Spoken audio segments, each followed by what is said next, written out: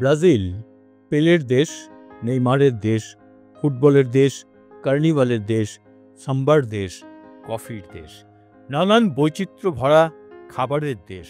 ব্রাজিলের নাম জানেন না এমন মানুষের সংখ্যা পৃথিবীর খুবই কম। তবে ফুটবলে ব্রাজিল আর পেলের ব্রাজিল যেমন বিশ্ববাসীর কাছে পরিচিত, ঠিক এর উল্টো ইসলামী সমাজ, সভ্যতা ও সংস্কৃতির বিষয়। মুসলমানরা ব্রাজিলিয়ান সমাজে ইসলামের প্রচার ও প্রসারে নিরলস কাজ করে যাচ্ছেন।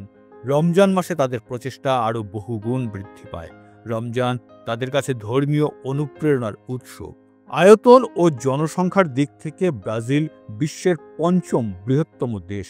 দেশটির মোট আয়তন ৮৫,১৪,৮৭৭ বর্গ কিলোমিটার। জনসংখ্যা ২০ কোটিরও বেশি। দক্ষিণ আমেরিকার একমাত্র ও বিশ্বের সর্ববৃহৎ পর্তুগিজভাষী রাষ্ট্র ব্রাজিল।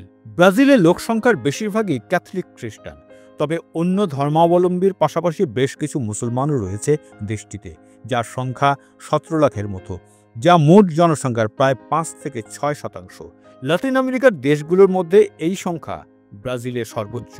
ব্রাজিলে ইসলামের আগমন হয়েছে আরব, আফ্রিকা এবং অন্যান্য অঞ্চল থেকে আগত মুসলমান অভিবাসীদের মাধ্যমে। ১৯ শতকের শেষ ভাগে এবং ২০ শতকের শুরুতে সিরিয়া সহ আরব দেশগুলো থেকে বিপুল সংখ্যক মুসলমান অভিবাসী ব্রাজিলে পাড়ি জমান। ব্রাজিলে ইসলামের অস্তিত্ব ১৯ শতকের বহু আগে হলেও এই সময়কালকে ব্রাজিলে মুসলমান সমাজের গঠন ও বিকাশের স্বর্ণযুগ বলা হয়। সিও বার্নার ডে ক্যাম্পিও শহরকে ব্রাজিলের মুসলিম রাজধানী বলা হয়, কেননা অধিকাংশ মুসলিম প্রতিষ্ঠান এই শহরেই অবস্থিত। রমজান মাস এলে এখানকার মুসলমানরা একসঙ্গে মিলেমিশে ধর্মীয় কাজগুলো পালন করেন। নারী পুরুষ সবাই নিয়ম মতো মসজিদে নামাজ আদায় করেন। ব্রাজিলের প্রায় প্রতিটি শহরেই মসজিদ আছে। ব্রাজিলে মসজিদের সংখ্যা প্রায় ১৩০টি। গত ২৫ বছরে মসজিদের সংখ্যা ৪ গুণ বৃদ্ধি পেয়েছে। যারা মসজিদের কাছাকাছি বসবাস করেন তাদের মধ্যে রমজান পালন বেশি দৃশ্যমান হয়ে ওঠে। রমজানে ব্রাজিলের মসজিদগুলোতে নানা ধর্মীয় কার্যক্রমের আয়োজন করা হয়। মসজিদে সাপ্তাহিক ক্লাসের আয়োজন করা হয়, যাতে নারী, পুরুষ ও শিশুদের রমজানের আধ্যাত্মিক তাৎপর্য এবং রমজানে কিভাবে অপরের সঙ্গে আচার ব্যবহার করতে হয় তা শেখানো হয়। ব্রাজিলিয়ান মুসলিমরা রমজান মাসে কোরআন তেলাওয়াত ও সন্তানদের তা শিক্ষাদানের উপর অত্যাধিক গুরুত্ব আরোপ করেন। এছাড়া রমজানে সন্তানদের ইসলামের মৌলিক বিষয়গুলো শেখানোর ব্যবস্থাও করা হয়, যেন ইসলামী বিশ্বাস ও চেতনার উপর তারা টিকে থাকতে পারেন। ব্রাজিলের মুসলিম জনগণ অত্যন্ত সচেতনভাবে ইসলামী বিশ্বাস, চেতনা ও সংস্কৃতির লালন করে আসছেন। ব্রাজিলে মুসলিম রীতিনীতি পালনের ক্ষেত্রে কিছু সমস্যাও রয়েছে, যেমন আজানে সাউন্ড সিস্টেম ব্যবহার করা যায় না। এছাড়া ভাষার ভিন্নতা ব্রাজিলে ইসলাম প্রচারের ক্ষেত্রে একটি বড় বাধা।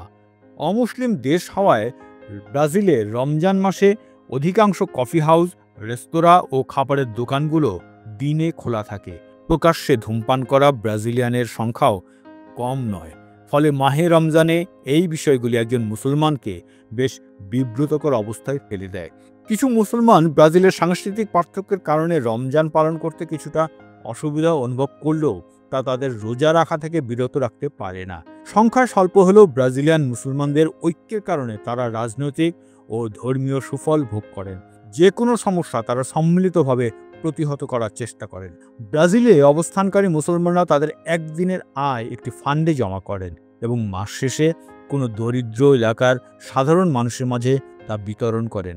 রমজান মাসে তারা আরও অধিক পরিমাণে দান করেন, প্রতি সপ্তাহে রিলিফ বিতরণ করেন। এছাড়া তারা ফ্রি মেডিকেল ক্যাম্প, রক্তদান কর্মসূচি পালন করে থাকেন। রমজানে ব্রাজিলিয়ান মুসলমানদের আচরণেও পরিবর্তন লক্ষ্য করা যায়। যেমন অন্য সময় হিজাব না পরলেও রমজানে মুসলমান নারীরা হিজাব পরিধান করেন। কেউ কেউ আবার তা কয়েক মাস পর্যন্ত অব্যাহত রাখেন। ইফতারের সময় তারা মসজিদ ও নামাজের স্থানের আশেপাশে মুসলিম মিষ্টির দোকানে উপস্থিত হন। ইফতারে অধিক পরিমাণে মিষ্টান্ন গ্রহণ করে থাকেন তারা। এদেশের খাদ্যাভ্যাসে আফ্রিকান সংস্কৃতির প্রচুর প্রভাব রয়েছে। আর কাছেই আমাজন অরণ্য থাকায় পৃথিবীর প্রায় সব রকমের ফল এবং সবজি পাওয়া যায় ব্রাজিলে।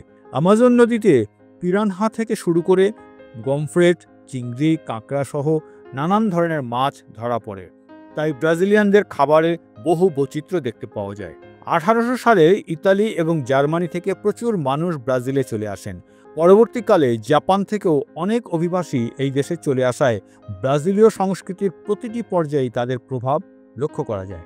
এমনকি খাদ্য ভাণ্ডারে ইতালির পাস্তা, জার্মানির সসেজ এবং জাপানের সুশি ব্রাজিলীয়দের প্রতিদিনের মেনুতে থাকবেই। গমের আটা, নারকেলের দুধ, মাখন বা মার্জারিন এবং হাইড্রোজেনেটেড উদ্ভিজ চর্বি দিয়ে তৈরি 7টি পাতলা ময়দার স্তর দিয়ে তৈরি বোলাচা সেট ক্যাপসে একটি ব্রাজিলিয়ান জনপ্রিয় মেনু, যা সাধারণত সেহরিতে খাওয়া হয়। এছাড়াও ব্রাজিলের একটি ঐতিহ্যবাহী খাবার হচ্ছে পামেনহো। এটি ভাজা ভুট্টা এবং দুধ দিয়ে তৈরি একটি পেস্ট। ভুট্টার খোসা দিয়ে সেদ্ধ করে ডাম্পলিংয়ে পরিণত করা হয়। এর মধ্যে নারকেল দুধ ব্যবহার করা হয়। কক্সিনাস ব্রাজিলের জনপ্রিয় খাবারগুলোর মধ্যে একটি।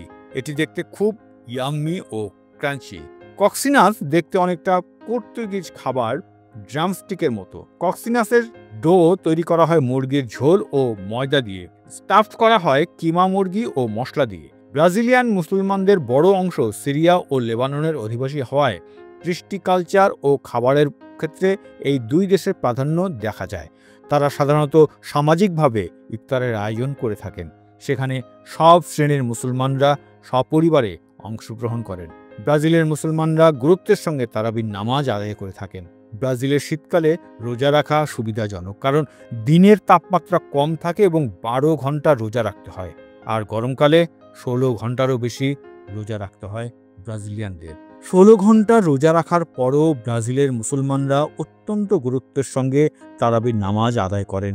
ব্রাজিলের মুসলমানরা রমজানের রাতে লাইলাতুল কদর অনুসন্ধান করেন।